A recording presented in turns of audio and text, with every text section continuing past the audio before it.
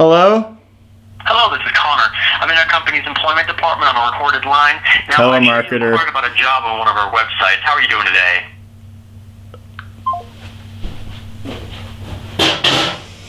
Hi everybody, welcome to another episode of Feece School. Today, I'm going to be talking about how you can get a job in this workforce today, and how you can be a good worker and join the workforce. If you don't have a job, if you're looking for work, I'm here to help.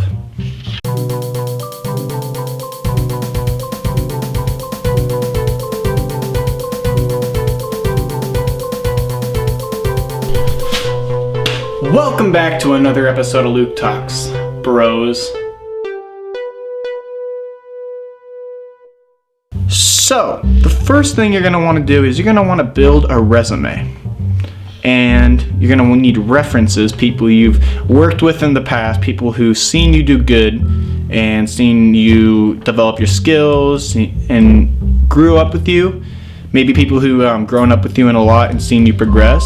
Put them as your reference. Add their phone number and say, and then the people you give the resume to, then call them and say, hey, is this guy a good worker? And they'll be like, yeah, this guy does this, that, and the other. That's really good. And you're going to want to put people who would talk good about you, obviously. You're not going to want to put people who say, oh, he's a little bit lopsided on this thing. But, you're going to want to have a good idea of people that think you're good or know you as a good person. And another thing is, you're going to want to add your contact information so they can contact you back. Don't forget that. And also, your name. And when I first started looking for work, I didn't have any jobs in the past. I'm like, okay, well, I have to add things on my resume that I have done in the past that aren't necessarily under a corporate lab. Is that my f***ing phone? I want to do this in one take. When I was starting out, I didn't have anything under a corporate ladder to say, oh, I did this in the past, or I did that in the past. Really, all I did was like landscaping, housework, and if you take care of people, like for instance, my grandmother who passed away, I was taking care of her for a long time, and she was dying and she passed, but you could put caretaking on your resume if you could take care of people. You could, everyone contributes in some way. There's not a person who doesn't contribute. And you can always put something onto your resume, even if you can't think of anything. So that's the thing. But another thing to add about resumes is if you have too many jobs on short periods of time, it shows that you jump around a lot. I learned this, and you want to have a good amount of jobs that you don't jump around, and you show that you were dedicated at those jobs and you persevered. And that's something I could work on, but it's something that is really valuable. Now, once you got your resume, this is what I do every time I look for a job. I print out, if you have a printer, go to the library and print out if you don't have a printer, go to the library. But if you do, mission accomplished. If you don't, go to the library, print out 20, 30, as much copies. Think of the more the jobs, the better the chances that you apply for, obviously, self-spoken. But print out 50 resumes. Think of the top 20, 50, 100, depending how ambitious you are, and give them out to those jobs. And just be professional. Wear something that's not this. I'm wearing my own shirt that I work at. Anyways, wear something professional. Maybe something like a collared shirt that you show you care. And hand out these resumes. Say, hey, I'm looking for work. I'm happy to help with anything.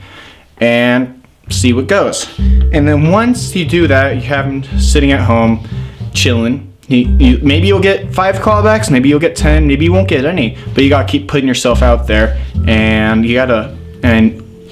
basically put yourself out there. And then the interview process. Be sure to look them in the eye. Now, if you see a lot of really successful people, let's say Elon Musk, Mark Zuckerberg, look at their posture.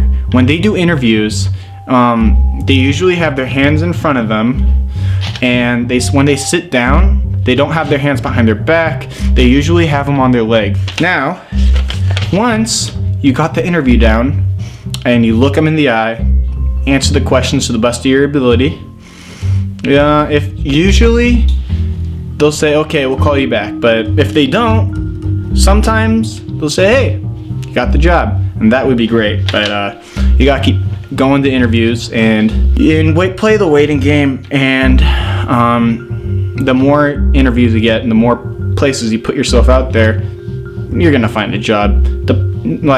If you want a job at, even depending on your skill set, another thing is skills. So I'm just gonna add this in here, it's not on my list, but it's good to have a certain skill set. Let's say, why does a janitor only make 13, 12, 11 an hour, and a technician makes 30, 50 an hour, depending on his skill set?